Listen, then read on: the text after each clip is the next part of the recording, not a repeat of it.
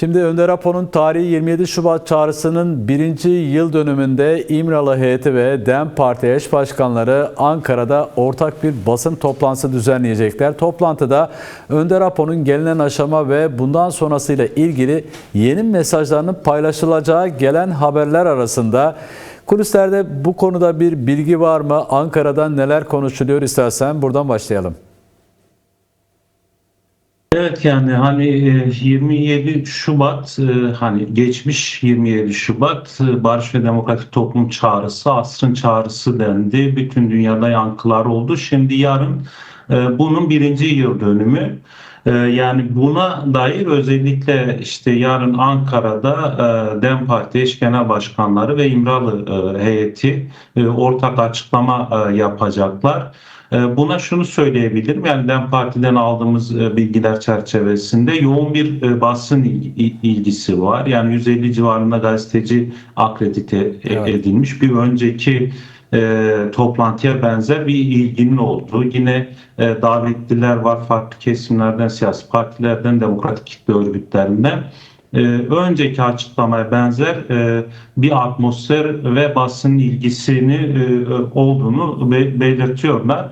Şimdi bu açıklamanın özellikle yani işin kulis bilgilerinin ötesinde 1 yıllık süreç sonrası, yani önceki 27 Şubat'tan başlayan ve bugüne gelen ve en son aslında 16 Şubat'ta Abdullah Öcalan'ın İmralı heyeti üzerinden verdiği mesaj önemliydi. Yani çerçeveli bir mesajdı ve demokratik entegrasyon aşamasına geçiyoruz.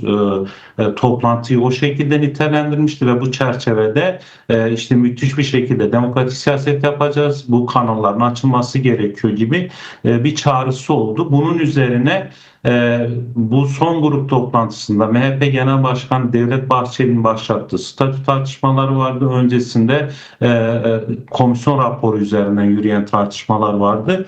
Onun için yakından bekleniyor. Yani elde ettiğimiz bilgilere göre bu geniş bir açıklama olacak. Özellikle bu 1 yıllık süreç değerlendirilecek açıklamada. Artıları, eksileriyle neler oldu, işte Kürt tarafı, PKK, Kürt hareketi neler yaptı, devlet nezdinden neler yaptı boyutuyla bir değerlendirme olacak. 1 yıllık bir değerlendirme. Bunun devamında sürece dair kararlılık beyanı olacağı ve bundan sonra atılacak adımlara dair ivme kazandıracak bir açıklama olacağı, yani hani çerçevesi bu şekilde olacağı belirtiliyor.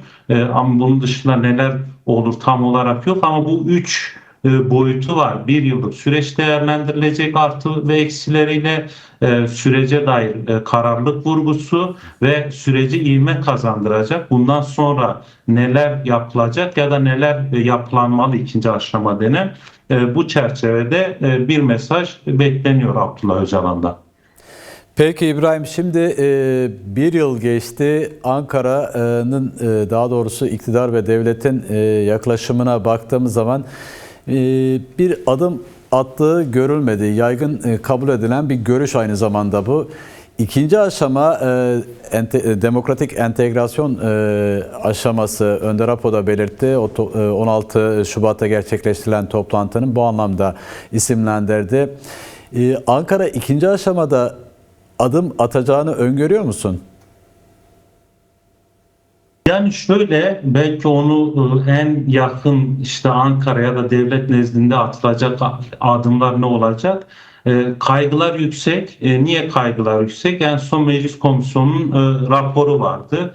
Bu rapor yani bir boyutuyla yine sorunu terör parantezine alan, yine sorunu işte anayasal yasal şeylerden uzak gören, yani sunduğu çerçeve boyutuyla, bir diğeri tartışmaları ve kaygıları esas itibariyle arttıran bir rapordu. Şimdi bu durum böyleyken, yani adım atma konusunda ciddi kaygılar var. Ancak işte demokratik entegrasyon aşamasına geçiyoruz. Bir de bu son salı günkü toplantıda MHP Genel Başkanı Devlet Bahçeli'nin yaptığı statü meselesi Abdullah Öcalan'a ilişkin. Bunlar önemli, yani tartışılan bir şeyler mi var? Yine Numan Kurtulmuş siyasi partileri ziyaret etti. Sonrasında DEM Parti ya da Kürt hareketi için hem eleştiriler, kaygılar dile getirildi, hem de diyalog kanalları ve süreç devam ettiği için önemsenen şeyler yapıldı.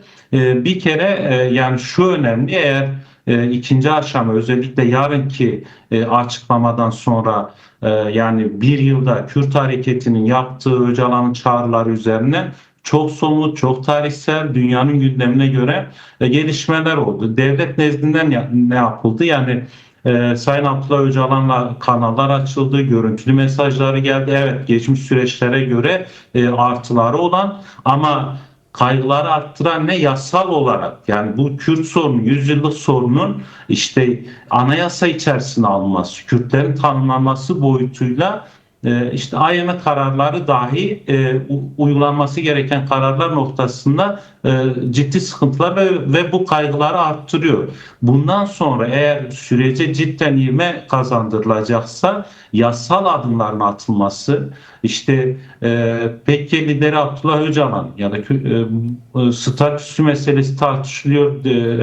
Cumhurbaşkanı Erdoğan işte bakanlık nezdinde girişimler var. Çok anlaşılmayan bir açıklamada da bulundu. Evet. Şimdi bir bakanlık meselesini aşan bir pozisyonda bir oranın tanımlanması gerekiyor. Yani tanımlanması şöyle: zaten bellidir, baş müzakerecidir, süreci yürütüyor, birçok kararlar aldırıldı. Böyle basit, hala Adalet Bakanlığı üzerinden falan tanımlanabilecek bir pozisyonda olmaması gerekiyor. Bunun yanı sıra hızlı bir şekilde şimdi silahlar bırakıldı, PKK kendisini feshetti ve şu müthiş bir demokratik siyaset yapacağız dedi Öcalan. İşte bütün çalışmalarımız demokratik cumhuriyet ekseninde olacak dedi bir önceki mesajında. Şimdi bunun kanalları açık değil ve devletin bu kanalları açması gerekiyor. En azından Bahçeli'nin son toplantıda söylediği Abdullah Öcalan'a dair önemli.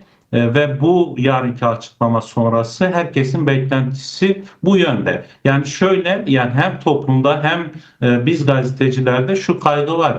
Çünkü basit meselelerde yani olumlu yanlar da var, ama yasal olarak atılmayan adımlar var. Bunlar atılmadığı için ne olacak sorusu ve kaygısı umut olmakla birlikte hem toplumda hem gazetecilerde hem bu işin içerisinde olan herkeste olduğunu düşünüyorum.